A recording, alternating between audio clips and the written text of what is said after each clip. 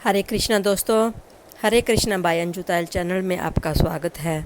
मैं आज आपको कार्तिक मास में तुलसी की महिमा सुनाने जा रही हूँ।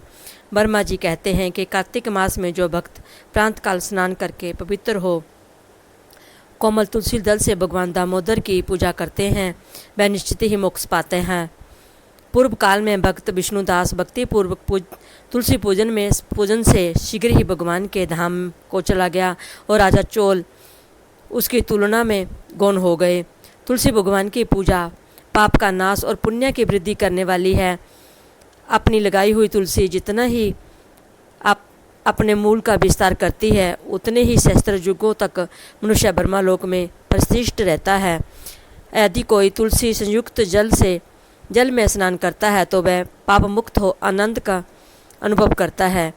जिसके घर में तुलसी का पौधा विद्यमान है उसका घर तीर्थ के समान है, वहाँ जमराज दूत नहीं आते। जो मनुष्य तुलसी काष्ठ संयुक्त गंध धारण करता है, क्रियामान पाप उसके शरीर का स्पर्श नहीं करते।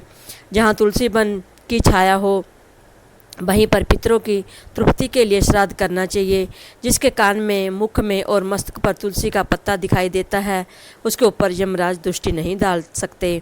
प्राचीन काल में हरिमेधा और सुमेधा नाम के दो ब्राह्मण थे। वह जाते जाते किसी दुर्गम वन में परिश्रम से व्याकुल हो गए। वहाँ उन्हें एक स्थान पर तुलसी दल देखा। सुमेधा ने तुलसी का महान वन देखकर उसकी परिक्रमा की और भक्तिपूर्वक प्रणाम किया। यह देख हरिमेधा ने पूछा कि तुमने अन्य सभी देवताओं व तीर्थव्रतों के रहते तुलसी वन को प्रणाम क्यों किया? तो सुमेधा ने बताया कि प्राचीन काल में एक दुर्वासा के श्राप से इंद्र का ऐश्वर्य छिन गया। तब देवता और असुरों ने मिलकर समुद्र मंथन किया तो धन्वंतरी रूप भगवान श्री हरि और दिव्य औषधियों प्रकट हुई। उस दिव्य औषधियों में मंडलाकार तुलसी उत्पन्न हुई, जिसे ब्रह्मा आदि देवताओं ने श्री हरि को संपत्त किया और भगवान ने उसे ग्रहण कर लिया।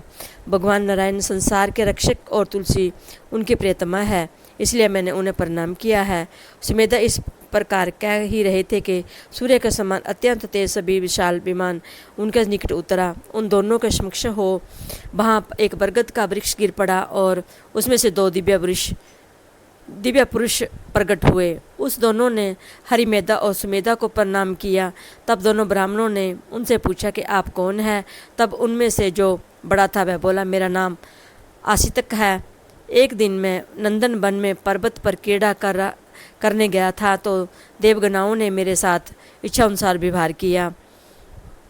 उस समय उस युवतियों के हार के मोती टूटकर तपस्या करते हुए लोमस ऋषि पर गिर पड़े। यह देख मुनि को क्रोध आया। उन्हें सोचा कि स्त्रियां तो परतंत्र होती है, अंत ये उनका अपराध नहीं, दुराचारी अस्तिक ही शाप के योग्य है।